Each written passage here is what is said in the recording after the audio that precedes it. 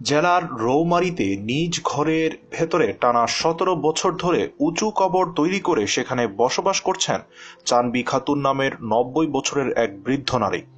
এই বিষয়টি পরিবারের পক্ষ থেকে এতদিন গোপন রাখা হয়েছিল, কিন্তু ব্রহ্মপুত্র নদের অব্যাহত ভঙ্গনের ফলে তার কবরটি রক্ষা করার জন্য তিনি এলাকার মানুষকে অনুরোধ জানালে বিষয়টি জানাজানি হয়ে যায়।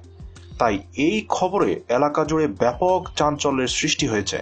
তাকে এক নজর দেখার জন্য বহু দূর থেকে মানুষ ওই বাড়িতে এসে ভিড় জমায়। চাঞ্চল্যকর এই ঘটনাটি ঘটেছে উপজেলার বন্দবের ইউনিয়নের বাঘমারা গ্রামে। বৃদ্ধা চানবি খাতুন ওই গ্রামের মৃত হাতেম আলীর স্ত্রী। চানবি খাতুনের ছেলে চান মিয়া জানান, তার বাবা হাতেম আলী ৪০ বছর আগে মারা যান। এরপর থেকে চিশতিয়া বাবা নিজামুদ্দিন আউলিয়া তরিকায় যোগ দেন তার মা। দিনরাত শুধু এবাদত করাই তার কাজ।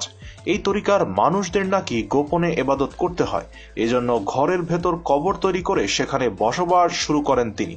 ধর্মের প্রতি মায়ের অনুরাগ দেখে ছেলে চান মিয়া ২০০০ সালে কবরটি পাকা করে দেন। এই বিষয়ে বড় মেয়ে তারা বানু বলেন, আমার মা কবরে থাকে, বাইরের লোকজনের সঙ্গে দেখা করে না। তিনি প্রতিদিন মধ্যরাতে কবর থেকে বের হয়ে পাশের নদীর পাড়ে যান। সেখানে আল্লাহর কাছে মুনাজাত করে নদী যেন তার কবর না ভাঙে সে দোয়া করেন। আমার মা কোনো ধরনের ঝাড়ফুঁক করেন না, শুধু বছরে একবার সিন্নি দেন।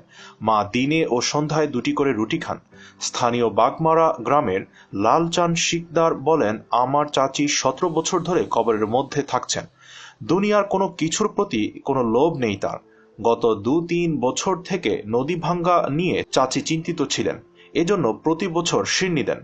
কবরে থাকার বিষয়টি আত্মীয় স্বজনদের জানা থাকলেও চাচির নির্দেশের কারণেই কাউকে জানানো হয়নি। লালচাঁদ শিকদার বলেন, এবছর সিন্নি দেওয়ার সময় চাচি সবাইকে ডেকে বলেন, তোমরা আমার কবরের কথা শেখের বেটিকে জানাইও।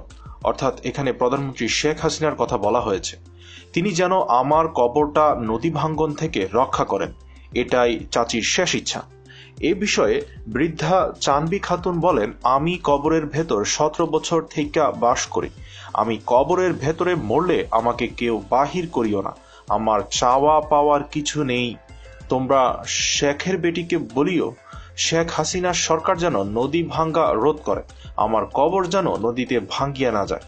এ বিষয়ে জানতে চাইলে স্থানীয় ইউপি সদস্য আব্দুল মতিন বলেন, বিষয়টি গতকাল শুনেছি, আগে থেকে কিছু জানতাম না। শুনেছি তরিকাপন্থী লোক গোপনে ইবাদত করে, তাই হয়তো চানবি খাতুনেই ওই তরিকা অনুযায়ী চলে। এ ব্যাপারে বেসরকারি সংগঠন সিএডিকের নির্বাহী পরিচালক আবু হানিফ বলেন, একজন সুস্থ স্বাভাবিক মানুষ কবরের ভেতরে বসবাস করতে পারে বলে জানা নেই, আর তিনি অন্ধকারে কবরে দীর্ঘ ১৭ বছর থেকে বসবাস করছেন। আমরা বিষয়টি জেনে অবাক হয়েছি।